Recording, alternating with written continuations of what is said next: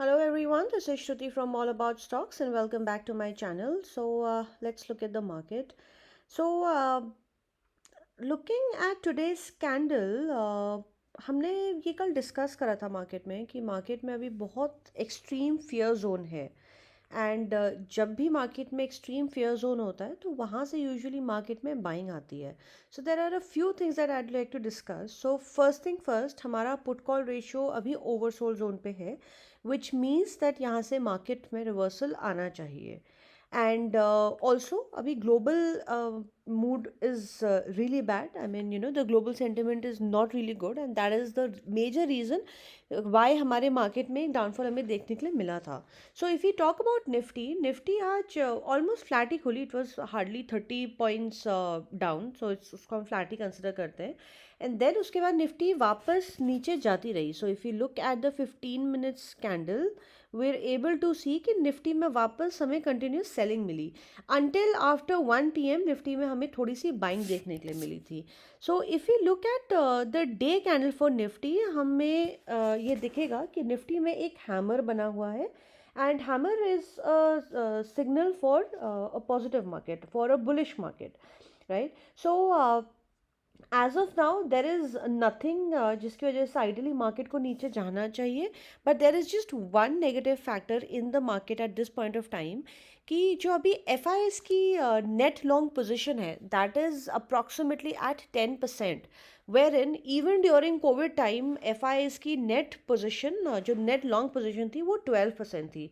So this is one thing which is alarming in the market because there are some things that जो FIs को पता है of course and retail public को नहीं पता है.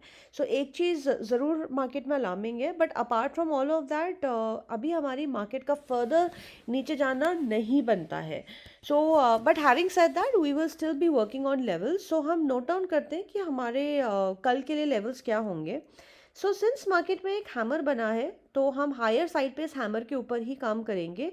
सो 17,066.60 ब्रीच होते ही हमारा R1 आएगा 17,145.80, ये कल की हैमर का हाई है. हमारा R2 आएगा 17,224.65 एंड हमारा R3 आएगा 17,467.75.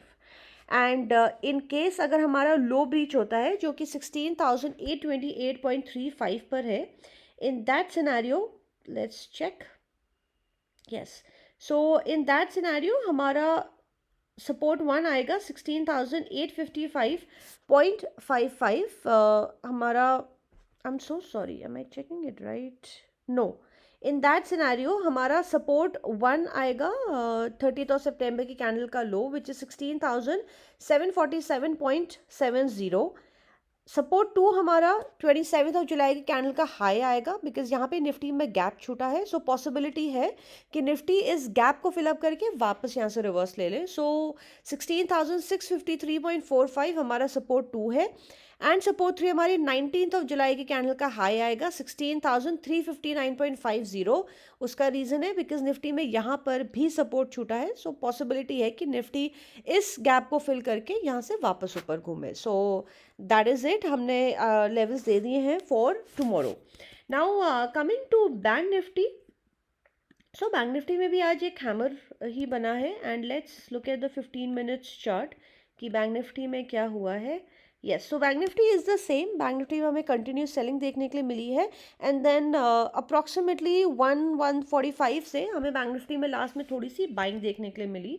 If we talk about the day candle for bank Nifty, so bank Nifty में भी आज हैमर बना है बट एक the better thing in bank Nifty कि इसमें कल का लो ब्रीच नहीं करा. सो बैंक निफ्टी में आइडली एक इनसाइड कैंडल बनी है. इनसाइड कैंडल वो होती है जो अपनी प्रीवियस कैंडल का ना हाई ब्रीच करे ना लो ब्रीच करे, राइट. सो अब let's note down the levels for bank Nifty. So bank Nifty में जैसे हमारा हाई ब्रीच होता है 39,512.10, हमारा R1 रहेगा 39,705.15. हमारा R2 रहेगा 39,914.10 और हमारा R3 रहेगा 40,690.05. So I personally would be buying in bank nifty only and only when it breaches 39 38,914.10, because यहाँ पर अभी बहुत छोटे छोटे लेवल्स पर मल्टीपल रेजिस्टेंस हैं, तो इसलिए हमारा बाइंग 39,914 के ऊपर ही हमको आइडली करना चाहिए. Now talking about the lower side, अगर हमारा लो ब्रीच करता है, सो आज का लो हमारा 38,941.90 है, एंड कल का लो 38,926.80 है. So ideally this is a double bottom in bank Nifty. So ideally अगर हमारा कल का लो ब्रीच करता है, I am so sorry, let me open this again. Yes, तो अगर हमारा आइडियली कल का लो ब्रीच करता है, then we can further sell in bank Nifty. हमारा सपोर्ट वन रहेगा 38,613.15, ये हमारा सपोर्ट वन है. हमारा सपोर्ट टू रहेगा 38,437.95, एंड सपोर्ट थ्री रहेगा 37,963.25. सो लाइक आई ऑलवेज से कि हमें लेवल्स का हमेशा ध्यान रखना चाहिए, बिकॉज अगर हम मार्केट में देखें तो जो हमारी कल की कैंडल बनी थी, उस कैंडल के बाद एक्सपेक्ट करना कि मार्केट यहाँ से फर्दर नीचे जाएगी, वो आई एम श्योर बहुत लोगों ने नहीं करा था. So that is the reason I always say that we should always and always work only and only on levels. Now I talk about a few stocks. So the first stock is Cholamandalam. Okay, so Chola का यहाँ पे अभी day candle पे इसमें inverted hammer बना है, right. So this is what an inverted hammer looks like. So कल अगर मार्केट में फर्दर हमें सेल ऑफ देखने के लिए मिलता है, तो चोला का लो कटते ही 742.85 का लो कटते ही हम इसको फर्दर सेल कर सकते हैं. हमारा इमीडिएट टारगेट आएगा 731.35 which is this candle, and then हमारा सेकेंड टारगेट आएगा इसका, लेट मी चेक, 731. यस, हमारा इसका इमीडिएट टारगेट नेक्स्ट जो है वो है 701.10. दिस इज इन केस अगर हमारी मार्केट नेगेटिव होती है तो इसका लो कटने पर ही हम इसको सेल करेंगे. Further I like to talk about Hindustan Aeronautics. So Hindustan Aeronautics में भी हमको सेल ऑफ देखने के लिए मिला, which is in a way a good thing for us, because अगर हमने इसमें एंट्री नहीं ली है, हम हिंदुस्तान एरोनॉटिक्स में डेफिनेटली एंट्री ले सकते हैं. बट हमारा इसका बाइंग जोन अप्रॉक्सीमेटली आएगा 2485 पे. So we can further wait. अगर मार्केट हमारी नेगेटिव होती है वापस, तो हम वेट कर सकते हैं कि हिंदुस्तान एरोनॉटिक्स एटलीस्ट हमारे 2485 के लेवल पर आए. That is when we can buy again in Hindustan Aeronautics. In case अगर हमारी मार्केट पॉजिटिव होती है, then we can just wait कि हमारा थोड़ा सा नीचे आए, सो दैट हमें अपसाइड इसमें काफ़ी मिल जाए. Because like I said earlier कि हिंदुस्तान एरोनॉटिक्स अपनी ब्लू स्काई टेरिटरी में ट्रेड कर रहा है. ये इसका 52 वीक हाई है. सो इसमें हमारा सेल का सिग्नल अभी भी नहीं है. We should not sell it even if अगर हमारी मार्केट नीचे जाती है. और अगर हमें सेल करना भी है, so it should only and only be intraday, because usually जो स्टॉक्स ब्रेकआउट पे होते हैं, जैसी मार्केट थोड़ा सा रिकवर करती है, ये स्टॉक सबसे ऊपर सबसे जल्दी ऊपर जाते हैं, right. Another stock I like to talk about is Cummins. So Cummins भी आज नीचे आया है, एंड कमिंस में अभी डॉजी कैंडल बनी है. So which is a good sign for us, because हमने कल ये दिया था कि कमिंस हमारा 1700 के ऊपर बाय बनता है. अब हम कमिंस को डॉजी के हाई के ऊपर बाय कर सकते हैं अबव 1672. हमारा इसका इमीडिएट टारगेट रहेगा 1700. कमिंस का नेक्स्ट इमीडिएट टारगेट इज 1700. हमारा उसके बाद जो टारगेट है वो है 1750. एंड इन केस अगर मार्केट पॉजिटिव हुई, तो हमारा पॉसिबिलिटी है कि एटलीस्ट टारगेट वन हमारा इंट्राडे में अचीव हो जाएगा. अदरवाइज हम इसको पोजिशनली होल्ड कर सकते हैं with an SL of the low of doji candle, which is 1624.05, right. So and another stock that I don't know why these keep popping up. Okay, so another stock that I'd like to talk about is Reliance. I'd like to show you something here. Reliance की अगर हम day range देखें, so the low was 2180 and high was 2220. So if you remember, and अगर आपने पुरानी videos देखी हैं, so I have said this multiple times.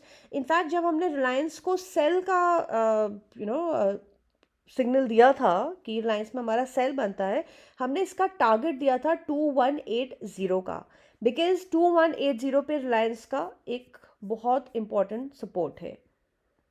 8th of March की कैंडल का लो है 2180, एंड रिलायंस ने आज 2180 का ही लो लगाया है.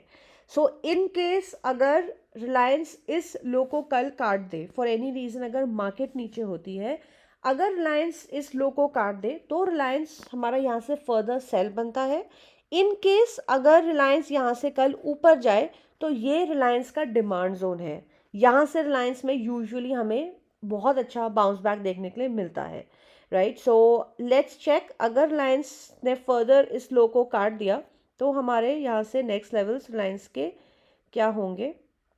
सो अगर 2180, सॉरी, अगर 2180 यहाँ पे रिलायंस में कटा, लेट्स चेक, इस कैंडल का लो 2180.10 है।